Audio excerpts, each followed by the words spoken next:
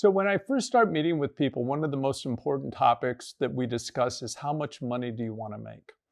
But one of the things I tell them, it's what you keep, not necessarily how much money you make. So a lot of my clients are looking to replace a corporate salary, or they're looking to make a certain amount of income that's based on what they previously made as a W-2 employee. And I tell them, I said, it's a little different when you own your own business than when you're a W-2 employee. So I have a lot of my clients where almost 40% of their paycheck goes to taxes and things of that nature.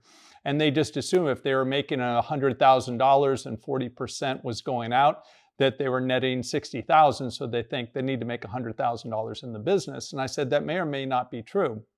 So the first thing I recommend people do is sit down with their CPA and tell them they're going to start a business so that CPA can explain what type of entity to create, an S Corp, LLC, C Corp, or what have you, and also to explain how taxation works.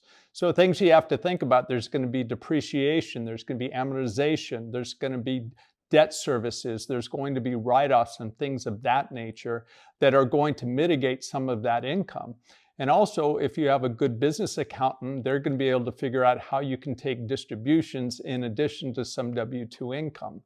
So really the moral of the story is you really need to focus on how much money you're going to net from the business, not how much money you're going to gross from the business.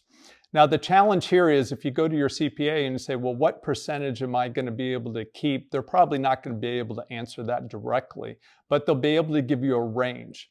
And probably the good news is they'll tell you, at least in the first few years, you're probably going to be able to make more money than you thought you would on less gross revenue. So if you'd like to learn a little bit more about that and maybe get some referrals to some good business CPAs, I'd be happy to help you. Just click on my QR code. I can send you the referral list and we can have a further discussion.